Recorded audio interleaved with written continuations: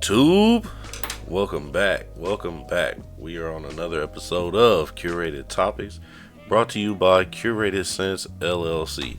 Now, I gotta apologize, y'all. I said that I was gonna have my video last Monday, and I had some things going on. We have some things going on at work.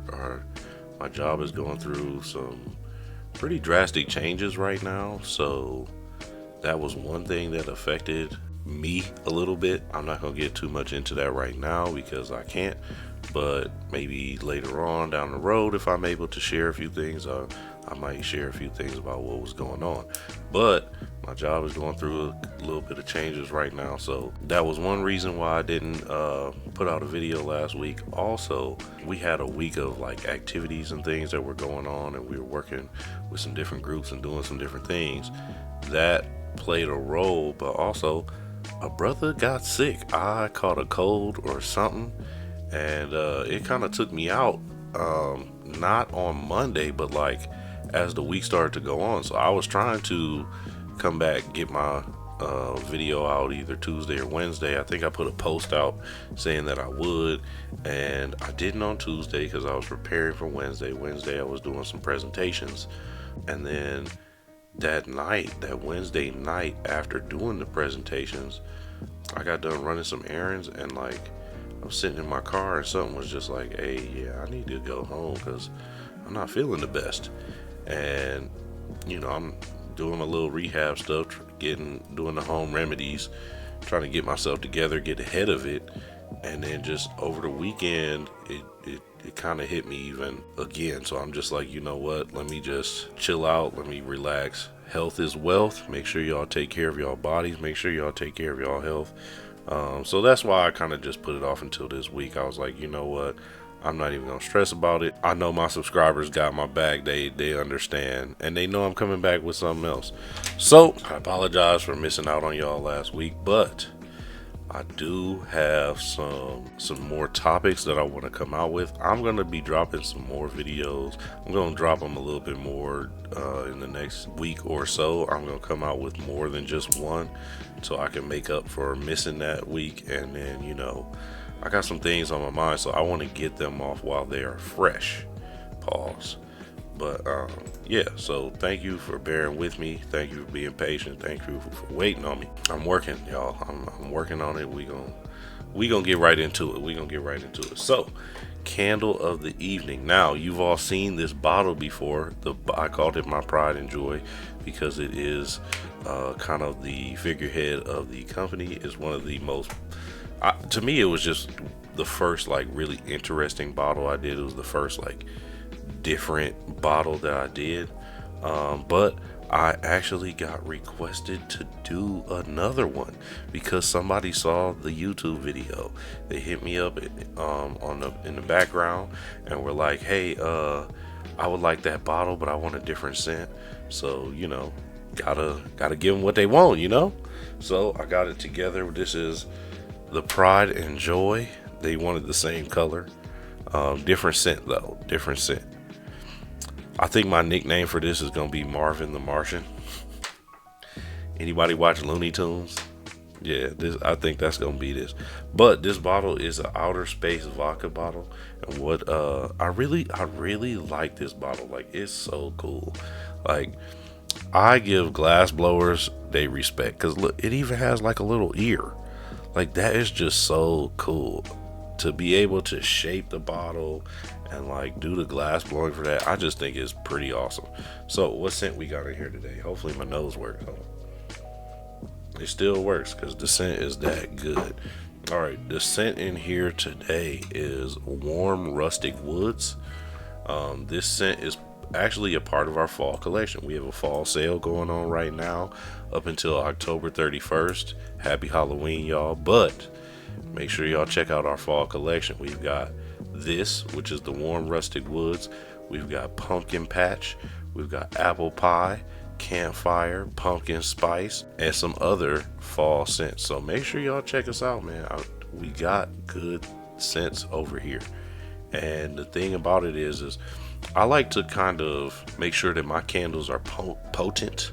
I want you to be able to smell them when you walk in the room, even if they not lit. Like, if they not lit, I want you to smell it and be like, let me go ahead and light that. Yes, yes. So, please light your candles. Please use them. But check us out. Check us out online at curatedsentsllc.com. I'm going to get back to the scent though. So, the Warm Rustic Woods. This scent is like a namesake. It's very woodsy with a warm feeling, with contributions from woody scents like cedar, patchouli, and amber, blended with warm, spicy elements like tobacco and nutmeg. And it has a hint of sweetness on the background side, coming from the tonka bean and vanilla, and that creates a nice comforting undertone. This scent evokes cozy and inviting vibes all throughout your house as soon as you light it. So make sure y'all check us out. That's curatedsentsllc.com, and let us turn your house into a home. Let's get right into the football. I want to talk about the Browns. The Browns are not doing well this season. We are 1-3, I believe, and we are about to face the Minnesota Vikings, I think, over in London. Now, first of all, I'm going to bring up a little bit of maybe history or something like that. I don't know. Current event. I don't know. But the Browns, you may not believe it if you are a fan of another team. That's fine. I don't care. The Browns have the best fan base in the NFL. First of all, we are the most loyal fan base in the NFL. That's without a doubt, because we've been bad for the last 30 years, and we still got fans showing up to games. Last year, we were projected to lose against that one team from Pennsylvania, and my folks showed out. We were at the game. I wasn't at the game because it was snowing, but people were at the game in the snow with no clothes on, cheering for the Browns, and we got the dub. But that just goes to show you the level of loyalty that these fans have. People came to work sick the next day, and it was all worth it because we got a win on a Thursday night against our arch rivals. Okay, that lets you know about the loyalty that we have here in Cleveland. But on the other side of that, our fan base is so loyal, and the reason I say we are the best fan base, our fan base is like popular in other places. If I went to Denver a couple years ago for my birthday, that was a cool experience. I might share some photos from that with y'all. Maybe I'll do that at the end of this video or something. But part of the trip while over there, we went to a Browns backers bar in Denver, Colorado, where they got people who are fans of the Browns, and they watch Browns games. Now, that is something I had never experienced before. I had never experienced a bar dedicated to a whole nother team in a whole nother city, almost on the other side of the country. I'd never seen that before. And why do I mention that? Because we're playing in London, and there's a Browns backers bar in London. They're like, we don't know much about football, but we see these fans and they love it and they're great and they don't even care if their team loses and we're all about it. And I'm like, and that's what made y'all fans? Like, not because we're successful and because we win. No, they became fans of the Browns because of the Browns fans. That means we got the best fans in football. I don't care what nobody else got to say. We got the best fans in the NFL. Now, I used to not be this level of fan because part of me likes success. I used to have me a backup team and all of that, in the era of Peyton Manning. I loved the Colts because they had Peyton Manning and he was balling out. Now I am like full on Browns fan. I like other players, but I can't necessarily say I like their team. And I won't say that I have a backup team, even though I kind of do. But the Browns are my one and only ish. One and only ish. So good luck to them on Sunday. But I want to talk about this change of the guard. We have put Joe Flacco back on the couch. Told him, hey man, you are not playing well. It's time to sit your butt back on down. And I don't know whether I agree or not. I think in the first game that I watched, Joe was playing pretty well. It was the others who weren't playing that well. You know what I mean? We had a lot of drop passes, lots of things like that. Then as time progressed, it was like, okay, where's our offense gonna come from? When we played the Ravens, it was like our defense was doing okay, but we couldn't move the ball. And eventually a defense is gonna get torched if all they do is stay on the field. Guys are gonna get tired. You're not gonna be able to keep up. And that's what we saw in that game and in this most recent game against the Lions. Us not being able to move the ball offensively is detrimental. Now, do I think that it's all on Joe Flacco? No, I don't. In my personal opinion, I am putting it on the coaching staff. Whoever runs our offense, Stefanski, offensive coordinators, I'm putting it off on y'all. Here it is, and this is notorious. You all are notorious for this. Let's throw bombs on first and second down and then trying to get it all the way downfield and then run on third down. Third and long, we're going to run the ball. And I don't know. I have liked Quinshawn Judkins. I think that his running game is progressing. It sucks that we didn't have him in preseason or in training camp or any of those sorts of things, because he didn't get the reps that he needed to really, do his thing. Pause. With that being said, we don't have nobody backing him up. We don't have nobody who is, all right, he's a solid backup running back. Like, we got Ford and he's cool for pass blocking, but like, that's it. You hand him the ball, he might get half a yard. And this is no disrespect to him. I'm not a professional football player. I don't know if I'd get a yard either. But at the same time, it's like, we can't move the ball for anything. And it's hard to go out there and pass the ball when every team knows you're going to just pass the ball. They're like, oh, we don't have to worry about them running it. They're going to pass.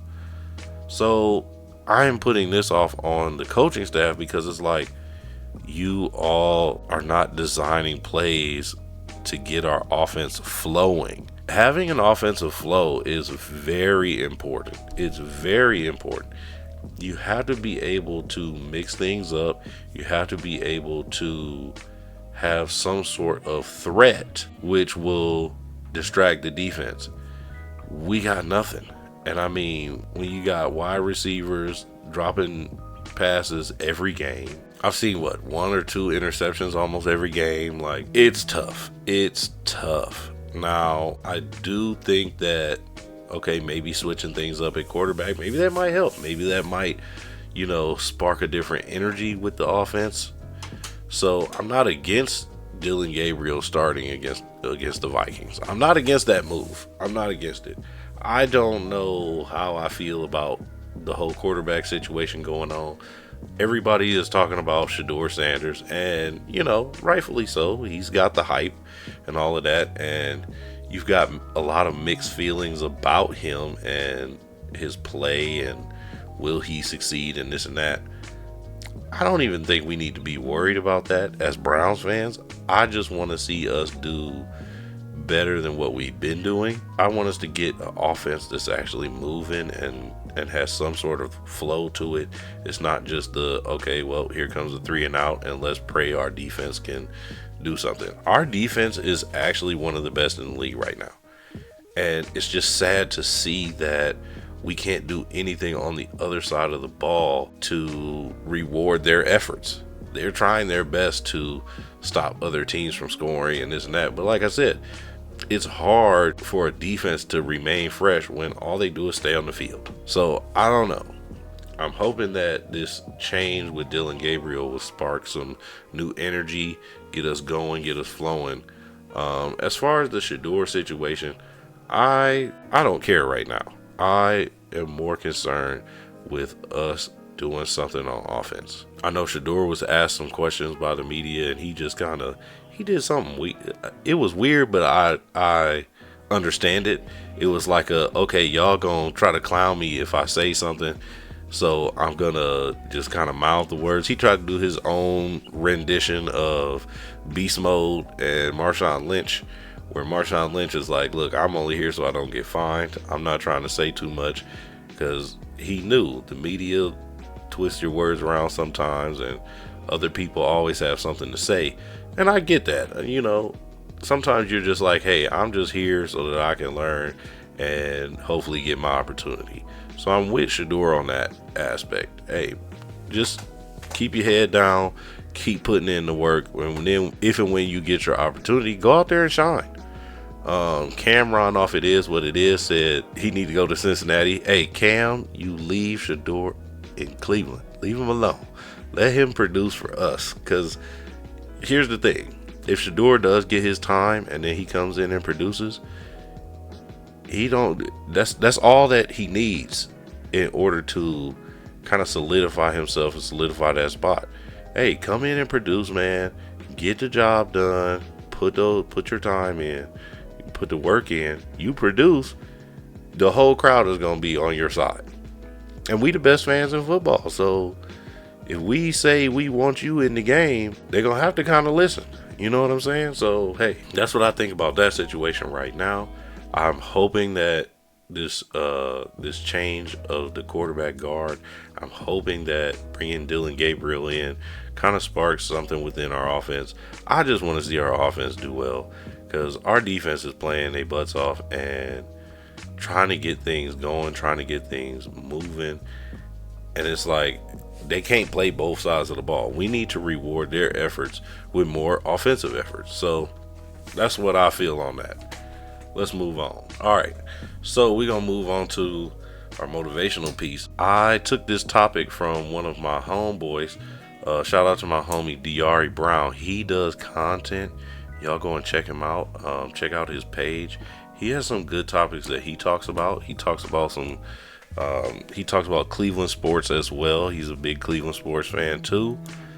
It's funny, we ran into each other at the Muni lot, but didn't even realize it. He was doing something in his content, and I walked past, and then he sent me a video later like, I didn't even know you was there, man. I was reaching in my bag for something, and here you go popping up in my video. And I was like, oh, I didn't even see you.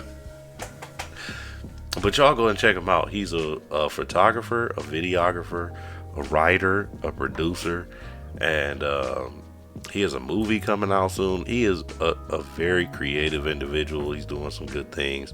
So y'all make sure y'all go and check him out too. I'm gonna put the link in the description. I'm also gonna tag him in the video so you can just click and go over to his page. But check him out. Give him a subscription. See what he's all about. But in his video, he talked about the top 5 things that he has learned about content creation thus far. And I thought that was pretty interesting. I was like, you know what? I got in there, I started commenting, and I was like, wait. Let me save some comments, and I'll do my own video of that topic. So thank you, brother. You inspired today's video. And I'm going to go through my top 5 things that I have learned from content creation so far. So number 1, get started with what you have.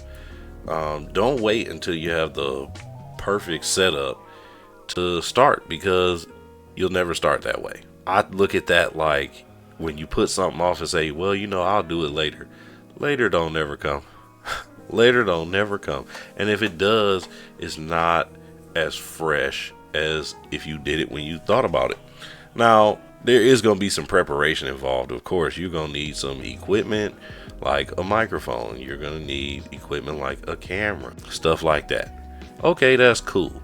If you don't have that, make sure you go and get it. But otherwise, if you have some of the materials that you need, like me, for example, I'm rocking off the webcam off a laptop. I was like, you know what? I can't afford the, $2,000, $3,000, $4,000 camera right now. But I do have something, and it's not, the absolute worst. It's a camera. It's just a webcam. Hey, it works. One of my homies, he gave me this mic because he got a new one, and he was like, hey, I know you were thinking about doing this, so do you want it? I was like, yeah. So I have the equipment. So then just get started. Sometimes I think we try to wait for the perfect situation in order to do something, simply because we have this vision in our mind and we want it to be like that vision. We want it to be perfect because we think that, okay, hey, if it's perfect, everybody's gonna like it.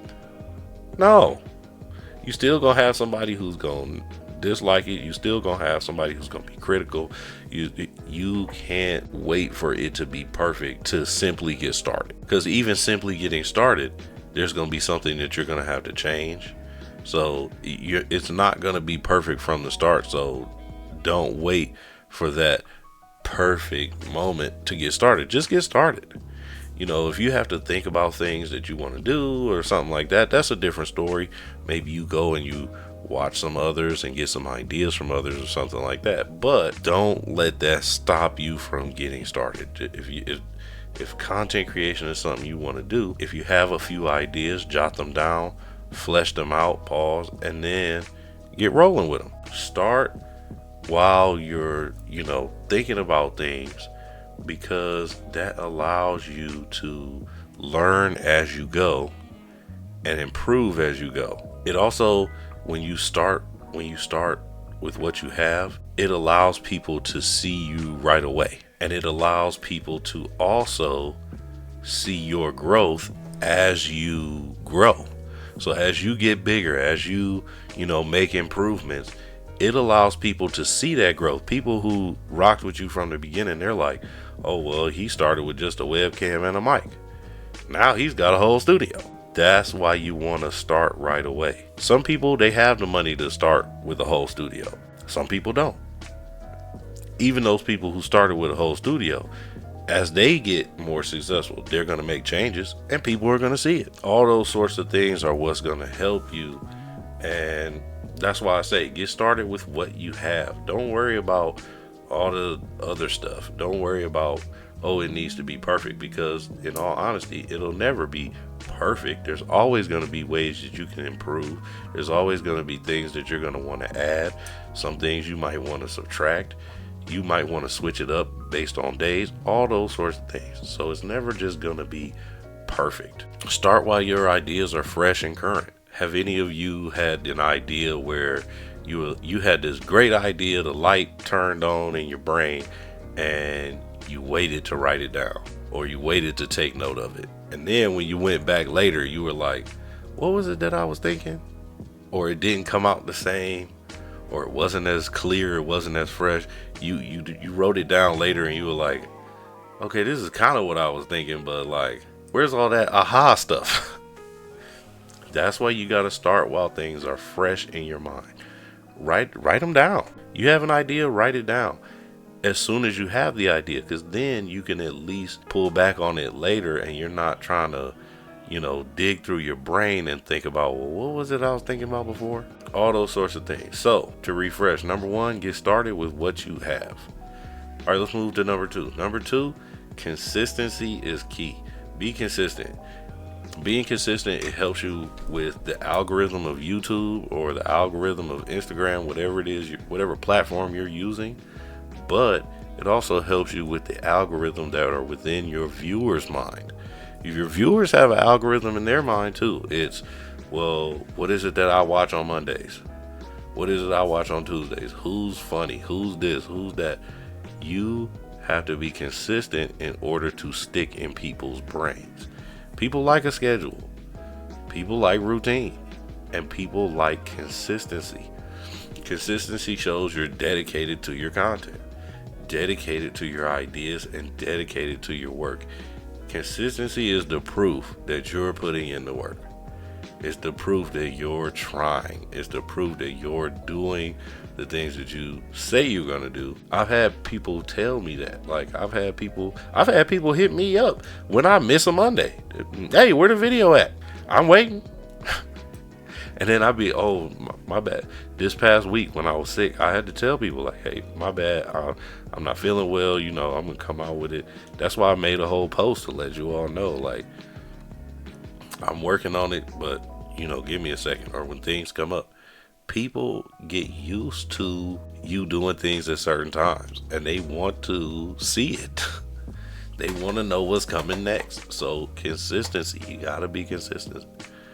But also, consistency is a part of your growth. Consistency is practice, and with practice comes growth. You get better as you continue to move forward. You get better as you continue to go. and you naturally become more familiar with the process when you're consistent. So the process of me making a video, me sitting down, getting comfortable in front of the camera, all of that, as I do it more and more, it takes less time. I become more efficient with my time. When it comes to editing, I'm not spending 6-8 hours editing a video anymore.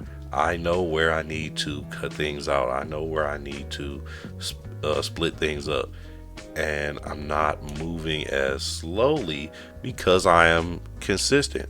I know where things are in my program. I know what I need to do if I want to pull this up, pull that up. All those things come with consistent work because it becomes like muscle memory. This allows you to get better at all aspects of your content, all aspects of your work, whatever it is you're doing.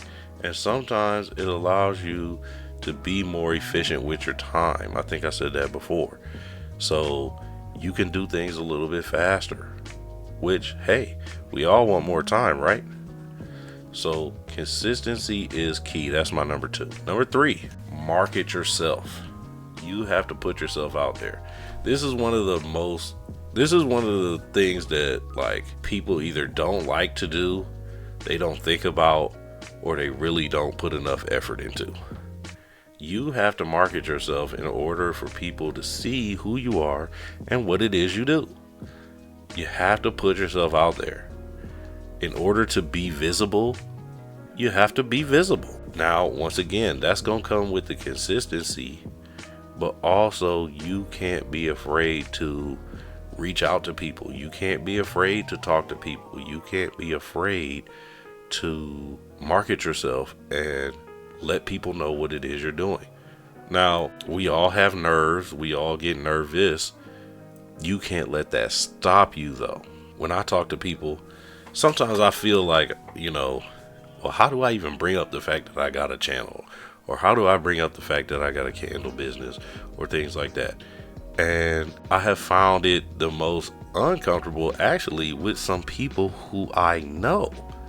So, trying to find that right time or whatever, sometimes it has to come from them asking you, okay, so what are you up to? What are you doing? What's this? What's that? Like, what's going on with you? And then take that as an opportunity to, well, hey, I'm working, but also I got a candle business. I also do, I got a YouTube channel where I do this and this and this, and I'm, all those sorts of things. That's an opportunity to market yourself. Other opportunities to market yourself, if you use social media, use your social media to market yourself. A lot of people are on social media anyway. A lot of people are using social media for, popularity, attention, likes, those sorts of things. Well, use it as a tool to market yourself and put yourself out there. Sometimes there's going to be money that needs to be involved. Sometimes you might have to pay for advertisements, things like that. I've paid for some advertisements. I have also seen it pay off for me. I've gotten some more interest in my candle business. I've gotten more views on YouTube. All those things are helpful when it comes to marketing yourself. And all the time it's going to take effort. All of it's going to take effort. So, if you want to be successful, you're going to have to put in the effort anyway. So you might as well put it into marketing yourself. All of this stuff is going to take effort. So might as well do it. That's number 3. Number 3 is market yourself. On to number 4. Don't compare yourself to others. Comparison is the thief of greatness and joy. Now, you can grab ideas from others. You can see what others are doing in order to be successful, but don't compare your success to theirs. Don't compare your statistics to theirs. Oh, well, how come I only got 70 views and they got 400? Or this dude, he wasn't even talking about nothing exciting. He got 5,000 views, 500,000 views, and I had people laughing, but I only got 5. Well, they might be doing something different than you are. They might be further along in their journey than you are. All those sorts of things. And it really shouldn't even matter because you're not them. You know what I mean? Like, to compare yourself to someone else, you're not in the same situation that they're in. You're not the same person that they are. You don't know who they know. You don't know what their network is. You don't know how much time they have put in. You don't know how much effort that they put in. You don't know how they market themselves. You don't know any of those things. And to be quite honest, I'm tired of just saying all that. So why would you want to think all that simply about somebody else? Think about yourself. How much time am I putting in? How much effort am I putting in? How much money am I putting in? How much, how extensive is my network? You really should only be comparing yourself to yourself, because that's the only way you're going to grow and get better anyway. You don't grow by being better than somebody else. You grow by being better than you. You get 1% better each day. You get 1% better with each new video, or whatever your content is, or whatever it is that you're doing, whatever it is you're working at. You be better than you of yesterday. And that's the only comparison that you should be making. That's the only competition that you should have. Chasing the stats and success of somebody else and trying to match yours, that's the way you take away from your own personal authenticity in what you're doing. And people are going to pick up on that. They might not know that you're comparing yourself to someone else, or they might not know who it is you're comparing yourself to, but they're going to notice that you're not being your authentic self. And it's going to be coming from that comparison. Comparison is the thief of greatness and joy. So don't even do it. Don't compare yourself to others. That's number 4. Number 5, be open to constructive criticism. Now this one, they're all important. This one is up there. This one's definitely up there. You gotta be open to constructive criticism and feedback. Not all criticism is hate. Sometimes criticism is hate, and you have to be able to discern where that's coming from. You have to realize that you can't please everybody. You can't. You gonna say something, and there's gonna be somebody out there who's gonna disagree. There's gonna be somebody out there who's not gonna like it, and you gotta be okay with that. You gotta be like, you know what? I respect your opinion. I respect the fact that you disagree. That's not gonna stop me from what I'm doing. You have to be discerning about the spirit of the criticism that you're getting. Constructive criticism is always gonna come from those people who care about you, but also you're gonna be able to tell because they want to see you improve and grow. And the things that they're going to tell you, you're going to know they're constructive because they're not going to be mean-spirited. They're not going to be, put downs and that sort of thing. It usually comes where there's a compliment first. I like how you did this. I think you could do this to improve. I think you could do this to be better. I got the feedback from one of my homegirls where she was like, you a funny guy. You need to bring your personality out a little bit more. And I was like, yeah, you're right. It's still a little tough sometimes because I'm talking to a camera. It's hard to talk to a camera. That's probably one of my biggest things. There's no other person in the room that I'm spitting dialogue, with. Pause.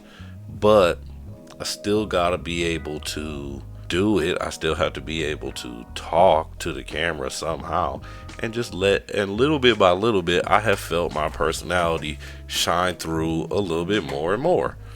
Taking it back to that consistency piece, right? As you get more consistent, you get more comfortable with what you're doing. So I'm able to open up a little bit more using her criticism, but as I keep going, it comes out more as well. So being open to hearing those things, okay, that gives me something to look out for. That gives me something to shoot for. Okay, I got a new goal, right? So feedback is going to be your best friend when it comes to growth. It lets you know what you're doing right. It lets you know what you can improve on.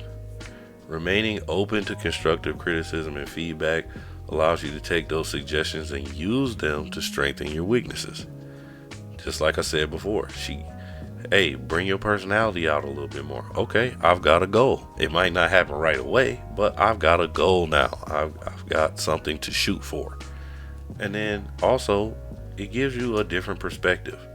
It might give you a way a different way to approach your content or your work or whatever it is you're doing, feedback is going to help you a lot. That's been one of the most important aspects of this new job that I've been working, being open to feedback, because it's a totally different work environment for me, a totally different sector, all those things. And so me being open to feedback, it's a learning tool.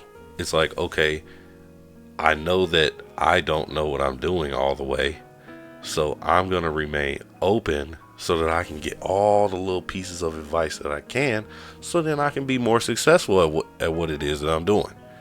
And all that helps when it comes to being successful in a new career and being successful with whatever it is that you do.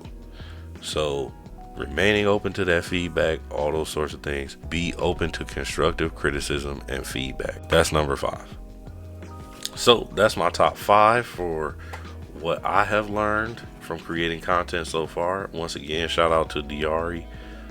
Thank you for doing that video, because it really inspired me to go and reflect and think about, my own personal answers. Now, some of them might be the same as what he said in his video. Some of them might be a little bit different, might have my own little spin. But make sure y'all go check his video out. Thank you for watching. We gonna hop onto the music right quick.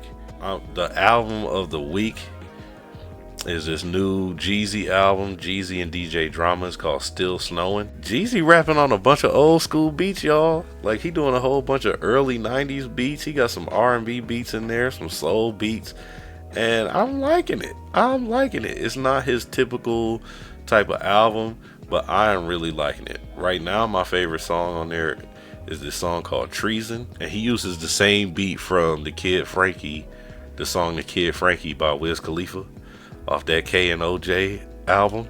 If y'all know what I'm talking about, you know what I'm saying. If you know, you know.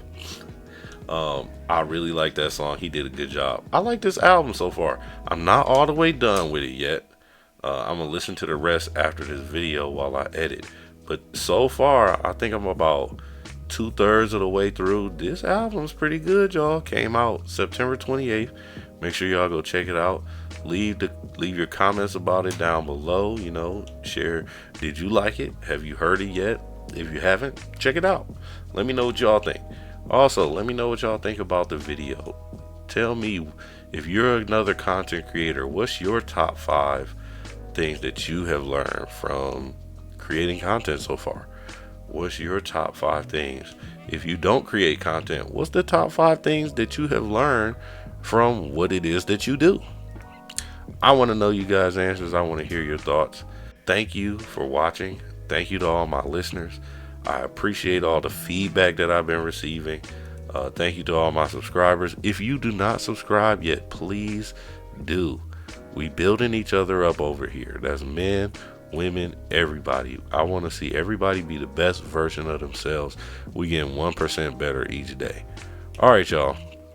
Like I always say, I'll catch y'all on the next one.